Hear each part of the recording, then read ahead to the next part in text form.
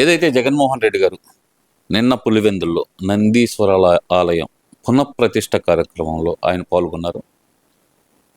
అక్కడ ఆయన చేసిన క్రతువును అసలు ఎలా చూడాలంటారు? హోమగుండంలో ఏదైతే గనక మనం హోమ ద్రవ్యాలు వస్తామో అవి కూడా ఆయన వేయలేకపోవటం కానీ ఇవన్నీ అసలు ఎలా చూడాలంటారు? అసలు అందరికి నమస్తేనండి. మీ వాసు పొదిల.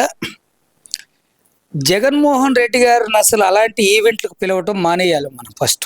ఇప్పుడు అతను ఒక ధర్మాన్ని నమ్ముకున్నాడు, అతను క్రిస్టియను. మేమేనేది ఏంటంటే తప్పే ఉంది, ఆయన రాజకీయాల కోసం ఇలాంటివన్నీ వాడుకుంటాడు. మేమేమంటున్నాం, అలాంటి వాటికి వచ్చి మీరు అపవిత్రం చేసే కన్నా జగన్మోహన్ రెడ్డి గారు మీరు రాకునుంటే ఇక్కడ ఏం పోయేది లేదు. ఇక్కడ హైందవ ధర్మం ప్రకారము సతీ సమేతంగా వస్తేనే ఆ హోమానికైనా ఏదైనా వ్యాలిడ్ ఉంటుంది. ఎక్కడైనా పురాణాలు మాకు అలా చెప్తున్నాయి, హిందూ పురాణాలు. మీరు రాకుండా ఉన్న పోయేదేం లేదు. వచ్చి మీరు హిందువుల మీద అవమాన భారం చేస్తున్నారు. ఏముంది, నేను మాజీ ముఖ్యమంత్రి చేశాను, కడప పులివెందుల నాది, నేను ఒక ఏదైనా చెయ్యొచ్చు ఇలాంటి. ఇప్పుడు ఆ రోజు మీరు తిరుపతి దేవస్థానానికి రావద్దని మేము చెప్పట్లా. ప్రతి క్రైస్తవారు ముస్లిం కూడా రావచ్చు, కానీ వచ్చేటప్పుడు ఏమని ఇవ్వాలి, ఒక డిక్లరేషన్ ఇవ్వాలన్నాం, దాన్ని కొట్టిపారేశారు. మీరు అన్ని హిందూ ధర్మానికి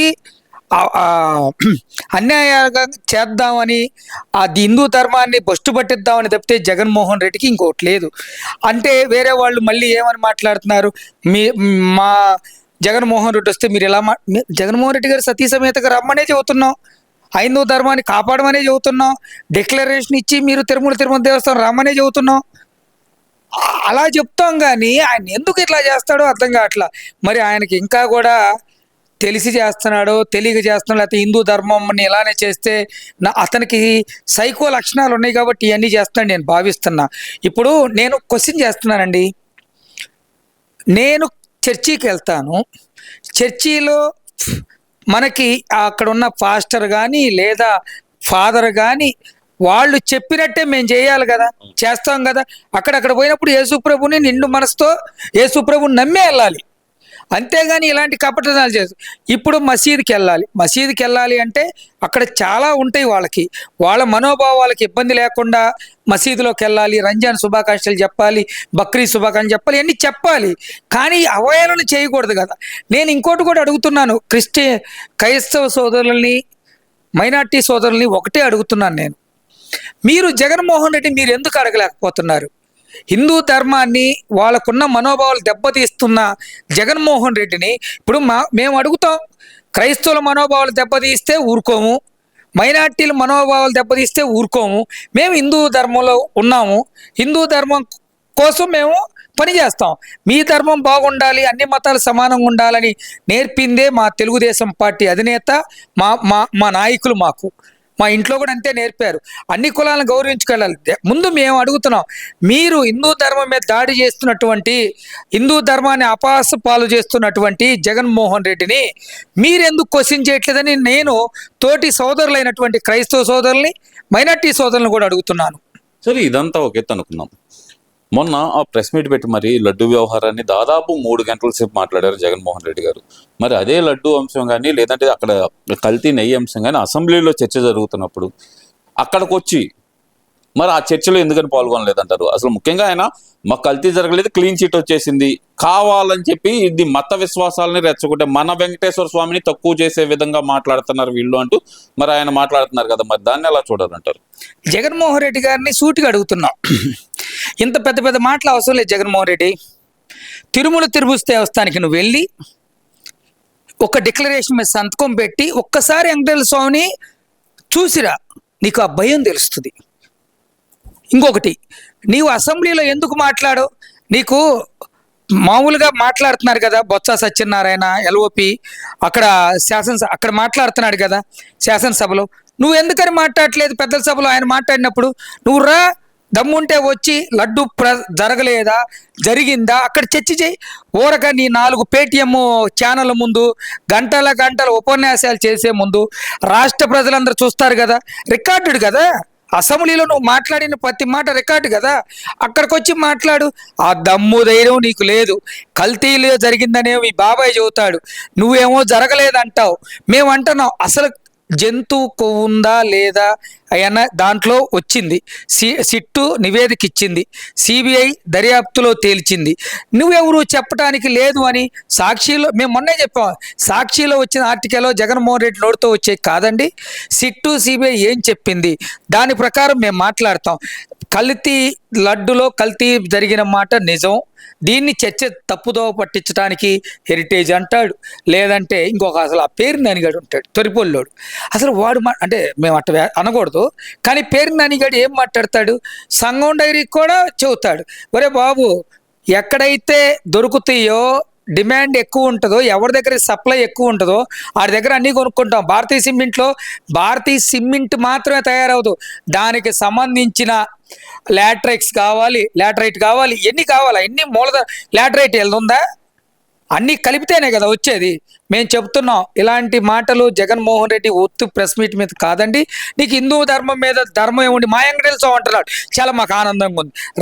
తిరుమల దేవస్థానానికి ఒక డిక్లరేషన్ ఇచ్చి సంతకం పెట్టి, ఇప్పుడు కల్తీ ఆ రోజు జరిగింది, మీ దగ్గర నివేదిక వచ్చింది, ఆ నివేదికలో ఈ కల్తీ చేసిన అధికారులు ఎవరైతే ఉన్నారో వాళ్ళని దండించమని, ఆ రోజు ఎవరైతే చైర్మన్గా చేశారో వాళ్ళని శిక్షించమని నువ్వు మాట్లాడు, అప్పుడు నమ్ముతారు. కానీ జగన్మోహన్ రెడ్డి ఇట్లాగా తప్పుడు మాటలు మాట్లాడదని జగన్మోహన్ రెడ్డిని కోరుకుంటున్నాం. సరే, ఇవన్నీ ఒకేత అనుకుంటే గనక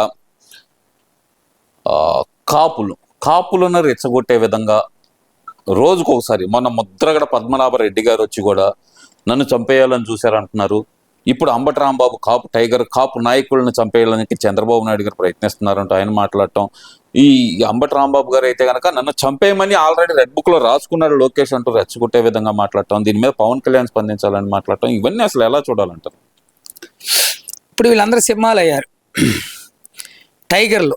నిజం చెప్పాను, సింహాలు కొద్దిగా టైగర్లు అని ఒకళ్ళు, సింహాలు అని ఒకళ్ళు రకరకాలుగా మాట్లాడతారు. నిన్న మా శాసనసభ్యురాలు మా గల్లా మాధవి గారు కూడా, మా పశ్చిమ నియోజకవర్గం మా మాధవి గారు కూడా ఒక జూ కట్టమన్నాం ఈ టైగర్లందరికీ. మేము అడుగుతున్నాం జగన్మోహన్ రెడ్డిని సూటిగా. పద్మనాభం రెడ్డి గురించి పెద్దగా మాట్లాడిన పని లేదు, వాళ్ళ అమ్మాయి వచ్చి మాట్లాడుతుంది పద్మనాభం రెడ్డి గురించి, మనం ఎందుకు మాట్లాడటం? అంబటి రాంబాబుని పరామర్శించడానికి ఇది ఎట్లుందంటే, నేనే దొంగ అంటే నువ్వు పెద్ద దొంగ, నేను చిన్న దొంగలాగా ఉంటుంది అంబటి రాంబాబుని పద్మనాభం రెడ్డి పరామర్శించడం. మేము అడుగుతున్నాం, మీరు కూడా మాట్లాడారు అందరు కూడా, కాపుల్లో ఇతను ఒక్కడే టైగరా? ఇక్కడ ఒక విషయం నాకు అర్థం కాలేదండి, కాపుల్లో ఇతను ఒక్కడే టైగరా అంటున్నారు, మరి వల్లభనేని వంశీ అరెస్ట్ అయ్యాడు, మరి రెడ్డి సామాజిక వర్గానికి సంబంధించి చాలా మంది అరెస్ట్ అయ్యారు, పేరు నాని కూడా అరెస్ట్ అయ్యారు. మరి వీళ్ళందరూ కానప్పుడు ఇతను మాత్రం ఎందుకని ఒక లీడర్ గా ప్రొజెక్ట్ చేయడానికి చూస్తున్నారు అనుకోవాలంటారు? ఏమో నాకు తెలిసి మరి రేపు పొద్దున ఇతను ఇప్పుడు ఎల్ఓపి ఎవరు అక్కడ శాసనసభలో పెద్దల సభలో పొత్స సత్యనారాయణ, ఇతను పార్టీ అధ్యక్షుడు చేయమంటున్నాం. మేమేమంటున్నాం, అంత గట్స్ ఉండి అంత పెద్ద నాయకుడే అంబటి రాంబాబు అనుకుందాం, వైఎస్ఆర్సీపీ పార్టీ అధ్యక్షుడు చేయొచ్చు కదా. ఇప్పుడు మనం ఎవరికి ఇచ్చాం? మేము తెలుగుదేశం పార్టీ నుంచి ఒక బీసీ నాయకుడు పల్లా శ్రీనివాస్ గారికి ఇచ్చాం, అంతకుముందు అచ్చెన్నాయుడు గారికి ఇచ్చాం. మీరు ఇప్పుడు మేము అడుగుతున్నాం సూటిగా, జగన్మోహన్ రెడ్డి ఈ టైగర్ అని పాపం ఆ ముసలోడిని ఎందుకు మీరు గంట అనే ముసలోడిని టైగర్ అని వాడిని ఎత్తి పైకెత్తి వాడి గుండెపోటు నొప్పు ఇవన్నీ ఎందుకు, వాడిని ఎందుకు బలిపోసం చేస్తారు? వైఎస్ఆర్సీపీ పార్టీకి అధ్యక్షుడిని చేయండి మరి, పోని. అది కాదు, మీరు వాళ్ళు వచ్చేమో టైగర్ అన్నారు, అంబటి రాంబాబు గారు ఏమో అసలుకి ప్రతి కుక్కకి ఒక రోజు వస్తుంది, అంబటి రాంబాబు అనే ఈ కుక్కకు కూడా ఒక రోజు వస్తుందని చెప్పి మరి ఆయన మాట్లాడారు. మరి ఇప్పుడు అంబటి రాంబాబు గారి మాట ఒప్పుకోవాలంటారా, లేదంటే జగన్మోహన్ రెడ్డి గారి మాట ఒప్పుకోవాలంటారా? ఇప్పుడు వాళ్ళకి తెలియదు ఇతను టైగరా కుక్క అనేది. ఫస్ట్ అసలు మీ అంబటి రాంబాబు గురించి ఇంత డిస్కషన్ కూడా అవసరం లేదని ఒకటి. కానీ మీరు అడిగిన వ్యాలిడ్ క్వశ్చన్ ఏంటంటే, ఇతను కాపుల్లో ఇప్పుడు టైగర్ ఎందుకు అయ్యాడని మేము అడుగుతున్నాం. కులాల మధ్య చిచ్చు పెడతానికి జగన్మోహన్ రెడ్డి రచించినట్టు పథకాలు ప్రపంచంలో ఇంకెవరూ రచించరు. మేము అడుగుతున్నాం, కులాల ప్రస్తావన ఎందుకు మేము అడుగుతున్నాం. అన్ని పార్టీలు, మా తెలుగుదేశం పార్టీలో కాపు సోదరులు లేరా? జనసేనలో కాపు సోదరులు లేదా? మా తెలుగుదేశం పార్టీలో రెడ్డీస్ లేరా? మా జనసేనలో రెడ్డిస్ లేరా? అరే కులాల గురించి అన్ని పార్టీలు అన్ని కులాల ఉంటారు. కులం మీద దాడిని ఎందుకు అనుకుంటారు? పార్టీ మీద దాడి. మీ వైసీపీ వాళ్ళు అని మాట్లాడుతాం తప్పితే, ఇప్పుడు అంబటి రాంబాబుని ఏ నాయకుడు అని అంటారండి? చెప్పండి. కాపు నాయకుడు అని అంటారు ఎక్కడైనా? ఒక్క కాపుతో చెప్పించండి. ఇప్పుడు మేము అడుగుతున్నాం, కాపు నాయకుడని మన అంబటి రాంబాబుని ఎలుగుబంటి రాంబాబుని కాపు నాయకుడిని ఒక్కడి చేత అనిపించండి, అనిపించలేరు. అతను వైఎస్ఆర్సీపీ నాయకుడు. తెలుగుదేశం పార్టీలో పొదిలి వాసు తెలుగుదేశం పార్టీ నాయకుడు. కులాలు ఏముంది ఇక్కడ? కులాల మధ్య చిచ్చు పెట్టి రాజ్యం వెళ్దాం అనుకునే రోజులు పోయినాయి. జగన్ రెడ్డి, నువ్వు ఒకటి గుర్తుపెట్టుకో, పవన్ కళ్యాణ్ గారిని తిట్టిస్తేనో పవన్ స్పందించటం ఏంది? మీ పార్టీలో మీ నాయకుడు మా నాయకులను తిడితే మేము వచ్చి అక్కడ ప్రొటెక్ట్ చేసి క్షమాపణే కదా మేము అడిగింది. మేము అడుగుతున్న అంబటి రాంబాబు మీద ఇంత చిన్న గాయం అయిందా? ఓ పెద్ద పెద్ద మాటలు ఇంతమంది పరామర్శించడానికి వచ్చారు కదా, జగన్ రెడ్డి కదా స్పందించాల్సింది. పవన్ కళ్యాణ్ పార్టీలో ఏమైనా ఉన్నాడా? జనసేన ఉన్నాడా ఏంటి ఇతను అంబటి రాంబాబు? అరే సిగ్గు, మీ పార్టీ మీద దాడి జరిగినా మేమే పవన్ కళ్యాణ్ స్పందించాలా? మీరు మాత్రం హాయిగా కులాల మధ్య చిచ్చు పెడుతూ రాజకీయాలు చేస్తూ ముందుకెళ్తారు. మేము అడుగుతున్నాం, ఈ కులాల రాజకీయాలు, కులాల మధ్య మతాల మధ్య వ్యత్యాసాలు తెచ్చి నువ్వు చేయాలనుకుంటే జగన్ రెడ్డి 11కు పరిమితం అయిపోయావు. రేపు కడపలో కూడా నువ్వు ఇలాంటివి చేస్తే జనాలకు తెలుస్తుంది, ఓడిపోతారు. మేము తక్షణం జగన్మోహన్ రెడ్డి అడుగుతున్నాం, అంబటి రాంబాబు టైగర్ అయితే వైఎస్ఆర్సీపీ అధ్యక్షుడు చేసి, ఒక కాపు సోదరుడిని నువ్వు వైఎస్ఆర్సీపీ అధ్యక్షుడు చేసి అప్పుడు మాట్లాడమని జగన్ రెడ్డికి సూటిగా సుత్తి లేకుండా గట్టిగా చెబుతున్నావు నువ్వు జగన్మోహన్ రెడ్డికి.